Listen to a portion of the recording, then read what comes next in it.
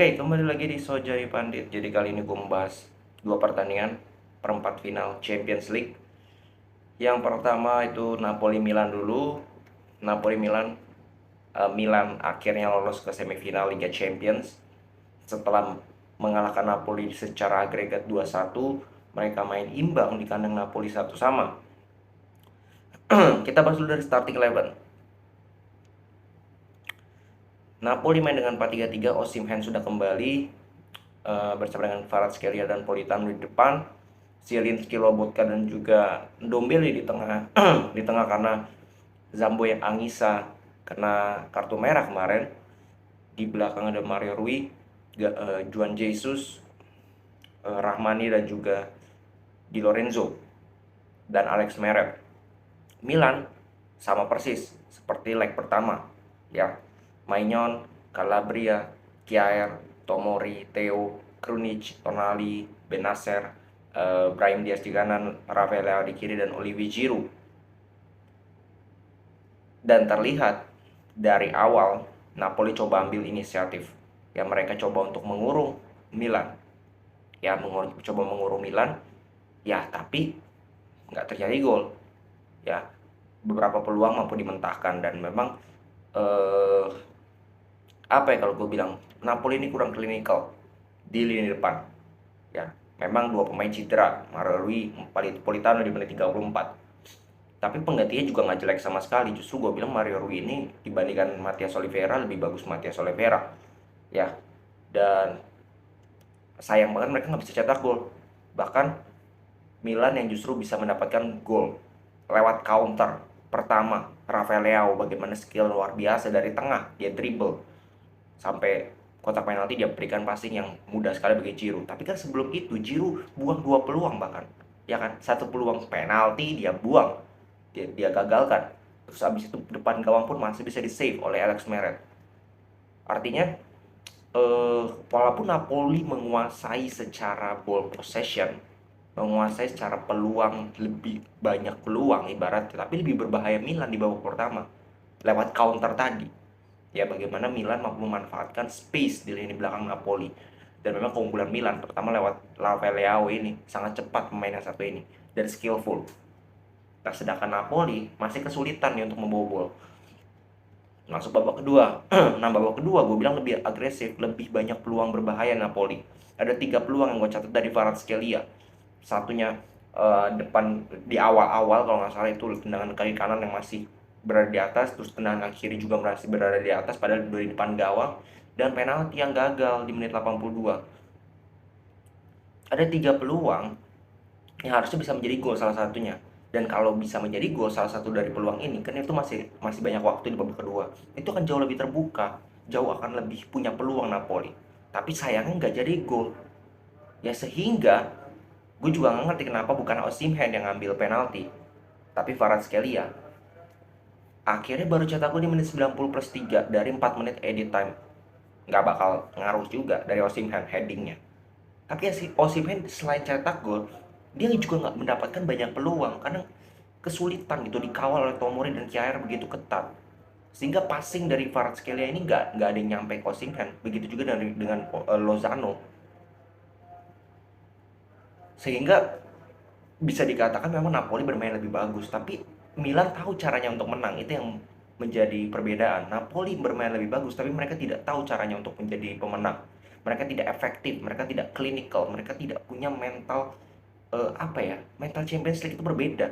Sedangkan Milan, walaupun mereka terakhir kali masuk Champions League kapan gua nggak tahu, tapi once time mereka dituntut untuk perform, mentalnya itu berbicara.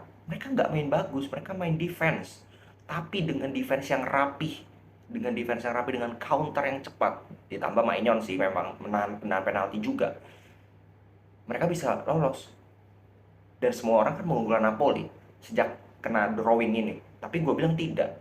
Gue bilang ini pertandingan yang, apalagi Milan mampu membuktikan dari 3 pertandingan terakhir melawan Napoli mereka tidak terkalahkan, 2 kali menang dan 1 kali imbang di pertandingan kali ini, itu pun hampir menang lagi.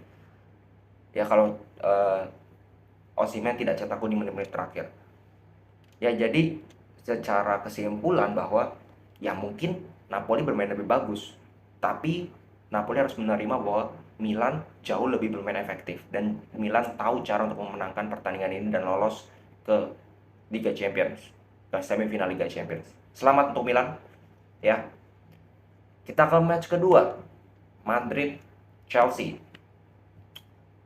Madrid turun dengan formasi yang sama persis seperti leg pertama.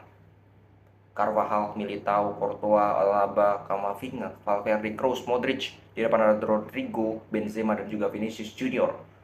Chelsea, ya yang namanya Frank Lampard ini, 4 match, 4 formasi yang beda. Match pertama, 4-2-3-1. 4-3-3. Match kedua, lawan Madrid 3-5-2. Match ketiga, 4-2-3-1 dengan Gallagher yang lebih sebagai nomor 10. Match keempat, tahu apa yang dia perbuat, 3-4-3 dengan 4 gelandang tengah. Gua nggak ngerti. Kepa, Chalobah, Silva, Fofana di back make sense karena si Chilwell kan cedera. Absen karena kartu merah, Koulibaly juga cedera. Maka dari itu Chalobah yang dipilih. Cucurella di kiri make sense, gak ada pilihan banyak. Reece James di kanan juga make sense. Di tengah Kovacic, Enzo make sense. Nah, di depan ini Gallagher dan Kante di belakang Havertz. Jadi lebih menyerang, Kante area kanan, Gallagher area kiri. Nah, memang di babak pertama, terutama di awal-awal, di 20 menit awal itu sebenarnya Chelsea lebih mendominasi Madrid lah. Ibaratnya mereka memang menunjukkan bahwa mereka tertinggal 2-0, mereka harus reaction, tapi reactionnya sekedar ancaman. Mungkin ada satu peluang dari N'Golo Kante yang tendangannya melebar. Itu memang kesalahan juga dari lini defense Madrid yang tidak menjaga sama sekali. Tapi sisanya gak banyak peluang. Dan yang gue lihat adalah kreativitas itu nol dari Chelsea. Ujung-ujung bola ke sayap crossing, gak dapat peluang juga karena di kotak penalti cuman Havertz mungkin dengan Gallagher, Kante, Enzo, Kovacic ganti-gantian. Lawannya itu Alaba, Militao yang punya heading bagus. Sulit bagi Havertz. Justru Madrid dapat peluang lebih berbahaya di 20 menit awal lewat Rodrigo yang kena tiang. Habis itu Madrid dapat setengah-setengah peluang, Modric shotnya masih ke save. Terus ada Vinicius Junior juga yang memanfaatkan kombinasi dari Rodrigo dengan Vini. Tendangannya juga mampu ditepis oleh Kepa. Nah, baru peluang berbahaya menurut gue di babak pertama di menit-menit terakhir di mana Cucurella ya dapat crossing lagi, dia dapat benar-benar depan gawang, Courtois masih menyelamatkan. Dan Courtois by the way mainnya luar biasa, 6 save di pertandingan kali ini. Walaupun nggak semuanya save yang luar biasa ya, ada save-save yang gampang, tapi save luar biasa salah satunya ketendangan Cucurella. Nah, masuk babak kedua nggak ada perubahan juga yang berarti. Rudiger masuk menggantikan Alaba, mungkin karena cedera atau apa, atau memang mainnya jelek, gue nggak tahu. 15 menit justru Madrid yang lebih ditekan lagi ya. Tapi Madrid is Madrid, mereka dapat satu kali peluang counter, nggak counter juga sih sebenarnya.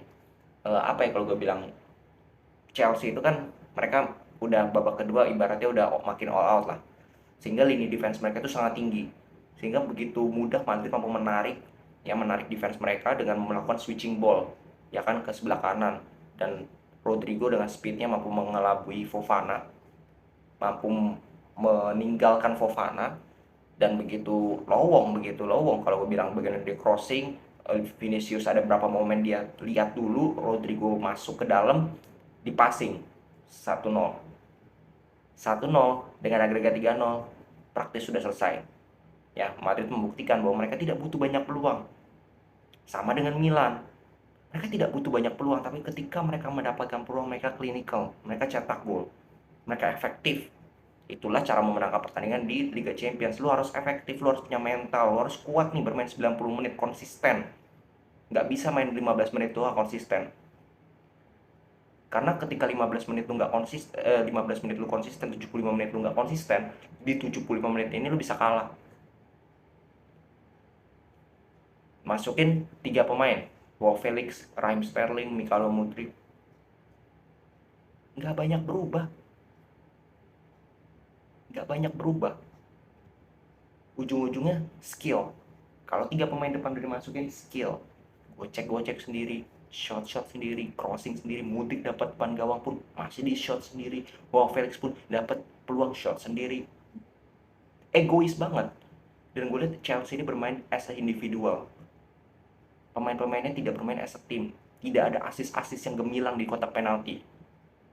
Justru yang ada crossing atau dapat bola depan gawang shooting. Udah kacamata kuda. Berbeda dengan Madrid, gol kedua Valverde sudah dapat depan gawang, dia masih passing ke Rodrigo. Inilah team player, dan Madrid layak menang. Bukan karena Madrid menang peluang, enggak. Chelsea lebih banyak peluang, Chelsea lebih banyak shots, 19 shots, tapi hanya 2 big chances. Madrid hanya 9 shots tapi 3 big chances. Dengan ball position ya 54-46, nggak terlalu jauh juga. Madrid berapa kali bisa kontrol di tengah. Jadi gue nggak ngerti Lampard ini maunya kemana. 4 pertandingan, 4 formasi yang berbeda dengan 4 hasil kekalahan gitu. Mereka tidak bisa menang sama sekali. Mereka lupa cara menang. Mereka tak kayak menang 10 hari sebelum Ramadan. Gila, jauh banget. Begitu buruk Chelsea sekarang. Bahkan dengan datangnya Lampard makin diperburuk. 4 kali kekalahan loh dari 4 kali main ini kan memalukan gitu loh untuk klub sekelas Chelsea. Bahkan Didier Drogba itu sampai nggak mengenali klub ini, nggak ada leader di dalam lapangan. Kante mungkin pemain senior, tapi kalau Kante disuruh ke depan dia juga nggak bisa kontrol di tengah, terlalu menumpuk di lini tengah. Ada Enzo, Kovacic, semua pengen menguasai bola. Kante sulit, Kante ujungnya jadi winger. Aneh banget bener Lampard ini, aneh banget. Apalagi Gallagher, lu masih percaya pemain kayak gini? Sejak kapan pemain ini main bagus? Nggak pernah main bagus. Kemarin gol di flag, come on, kalah juga kan. Buat apa Gallagher di 90 menit nggak ada ngapa-ngapain juga. Ya jadi Madrid lolos seperti dugaan gue juga. Madrid lolos, Milan lolos. Nah kita lihat nanti lawannya seperti apa, Bayern Munchen atau City si feeling gue. Terus di sebelah kanan apakah Inter mampu mempertahankan keunggulan 2-0 atau Benfica bisa comeback. Tapi feeling gue sih Inter tidak akan lepas. Inter akan sangat parah kalau lepas keunggulan 2-0. Oke, segitu dulu. Kita kembali lagi besok di 2 pertandingan sisa. Salam sepak bola.